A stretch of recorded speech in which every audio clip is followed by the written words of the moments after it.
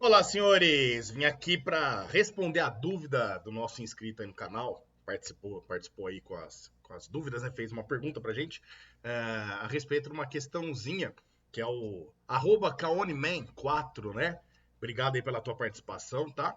E desculpa até a demora para responder, às vezes é que eu dou aula a semana inteirinha, aí de final de semana às vezes tem alguma viagem, alguma coisa, e aí me impossibilita acumular um monte de coisa. Tô devendo pra um monte de gente aí a gravação do simulado SAS, a quarta edição agora, né, que rolou aí faz 2 semanas. Logo, logo já estarei gravando essas questões. Mas, ó, nessa questão, né, da onde veio a fórmula, ela vem de uma relação que a gente vai analisar aqui agora. Ó, eu tenho um solenoide, né, um solenoide, corrente circulando nesse fio, nesse enrolamento ao redor do solenoide, pela regra da mão direita, a gente percebe que no interior do solenoide tem um campo magnético para a direita. E essa corrente permanecendo constante, o fluxo de campo ali dentro permanece constante. Porém, ele coloca inicialmente uma espira, e essa espira ela se encontra com o seu eixo central alinhado com o eixo central do solenoide.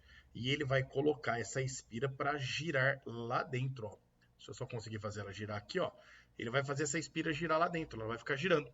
De forma que, nessa situação aqui, ó, nenhuma linha de indução magnética do campo gerado pelo solenoide vai passar por dentro da espira.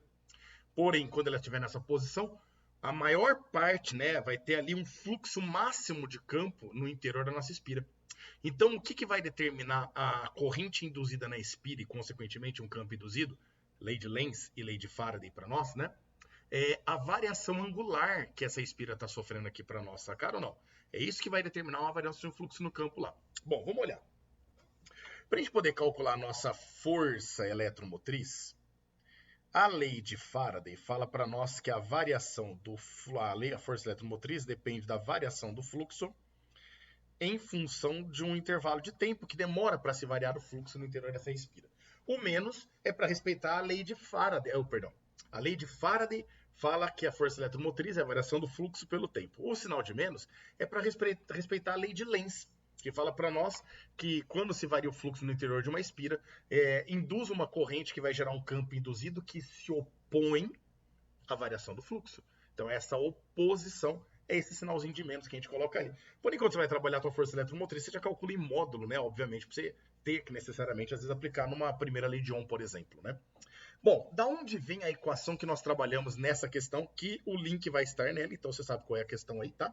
Da onde veio a fórmula que nós usamos? Então, olha só, quando a gente fala em fluxo de campo magnético, esse fluxo ele depende, né, do campo magnético no interior da tua espira, da área da sua espira, obviamente, essa área aqui, ó, é importante para nós. Se eu diminuir a área, eu deixo menos linhas cortando o interior dela, o fluxo diminui. Mais área, maior fluxo de campo. Mas principalmente daquele ângulo que eu mostrei para vocês no comecinho do vídeo aí, né? Dependendo da posição que a espira estiver, ela pode ter um fluxo zero ou um fluxo máximo de campo para nós. Só que eu não quero o fluxo, eu quero a variação do fluxo. E olha, vamos lá, vamos pensar. Se eu estou variando esse fluxo, eu não estou variando ele porque eu estou variando o campo magnético. O campo magnético é do solenoide e ele é constante lá no interior.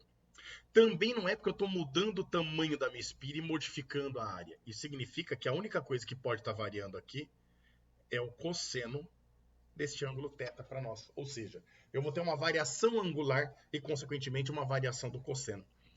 Se a gente voltar lá no movimento circular, nós vamos lembrar que a velocidade angular, que é um dos dados que ele fornece para nós, né? Eu não lembro agora o valor, mas foi em radianos por segundo, perdão, e que ele chama de frequência angular, essa variação angular, uma das formas de a gente poder calcular ela é o Δθ sobre ΔT. A gente pode pensar em uma volta completa, então seriam 2π radianos e o tempo é o período para se dar uma volta.